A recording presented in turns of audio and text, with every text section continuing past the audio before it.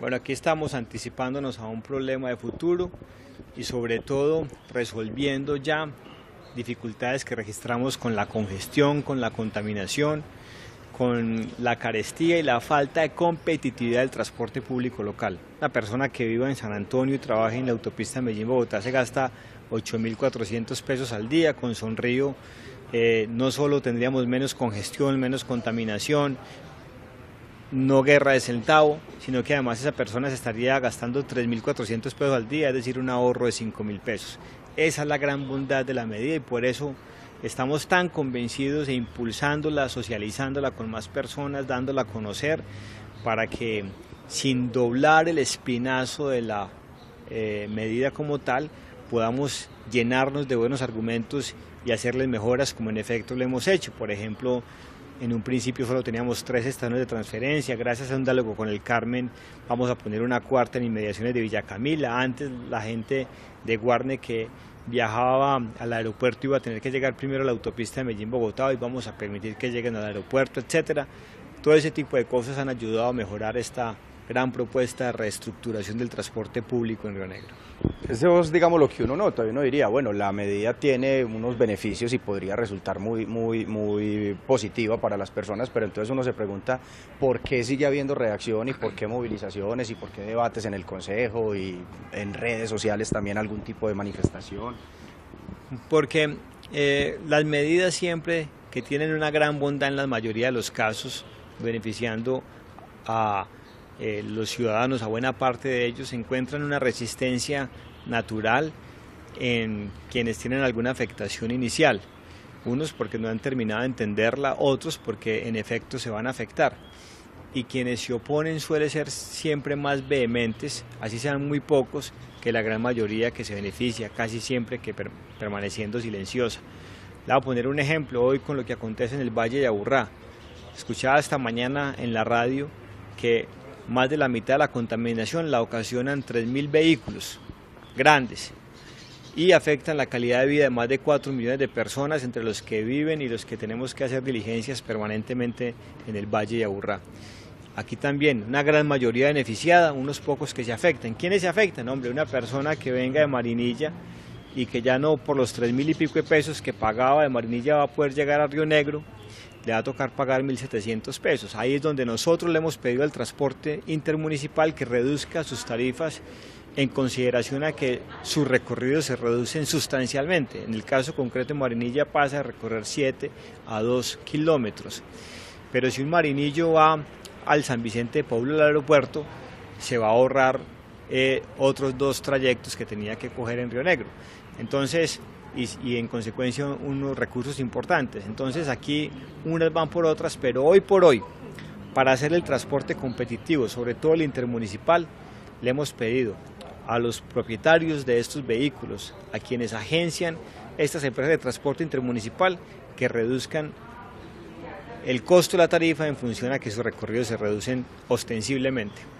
Alcalde, durante el último año su administración se ha caracterizado por presentar unos proyectos muy novedosos que podría pensar uno van a generar mucha renovación en Río Negro, pero la mayoría también han tenido ese tipo de reacciones de algunos sectores. Incluso usted ha hablado de que hay mucha oposición política en ese sentido que termina pues también como bajándole el nivel al asunto. Desde lo personal, hablemos más desde lo humano, ¿qué tanto afecta el hecho de que uno esté proponiendo cosas que pueden ser trascendentales, pero siempre tengan algún tipo de reacción? El tren, la valorización, lo de la semaforización, ahora lo de Sonrío. Bueno, hay unas personas que se oponen a todo por naturaleza, pero vuelvo y repito, cuando uno toma las decisiones con criterio, con buen rigor, cuando ha escuchado y en consecuencia se ha convencido de la bondad de las mismas, no debe abstenerse de tomar las decisiones porque lo insulten, porque le hagan plantones, porque le hagan manifestaciones, porque lo calumnien. Porque primero es darle la razón a quienes no la tienen y segundo es dejar de beneficiar a una gran población, que es el propósito de esta carrera de servicio en la que muchos nos hemos embarcado. Y vuelvo al caso del Valle de Aburrá, el aire del Valle de Aburrá. Las autoridades aquí tienen que sopesar ¿de quién valen más los argumentos? De 3.000 propietarios, suponiendo que sean el mismo número de los vehículos que reportan más de la mitad de la contaminación y el problema ambiental en el Valle de Aburrá, o pesan más la calidad de vida y la salud de 4 millones de personas. Nadie habla por estas 4 millones de personas, y estos 3.000 tienen una gran capacidad de movilización y seguro ocasionarían un gran caos si se van y se fildan todos frente a la Alpujarra, pero ese es el tipo de decisiones que uno permanentemente debe sortear como gobernante. Alcalde, muchos lo han calificado a usted como un alcalde impositivo. ¿Usted se considera un alcalde impositivo o con carácter? O sea, ¿sus determinaciones son determinaciones unilaterales o usted las consulta, hacen estudios, miden el impacto de esas propuestas que usted va a presentar? Yo soy una persona con criterio y entonces cuando tomamos una decisión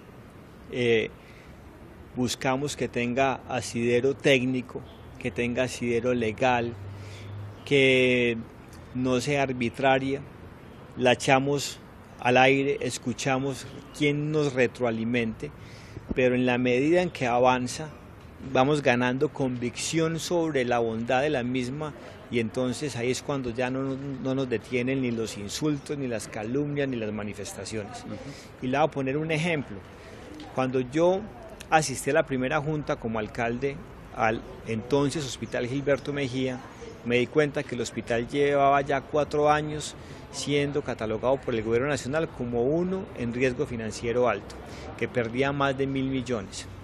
Cuando quise juntarlo con el San Juan, me dijeron que yo iba a montar un hotel, que iba a montar unos parqueaderos, y hoy por hoy, ¿qué reporta el Gilberto, Comunidad Funcional del San Juan de Dios?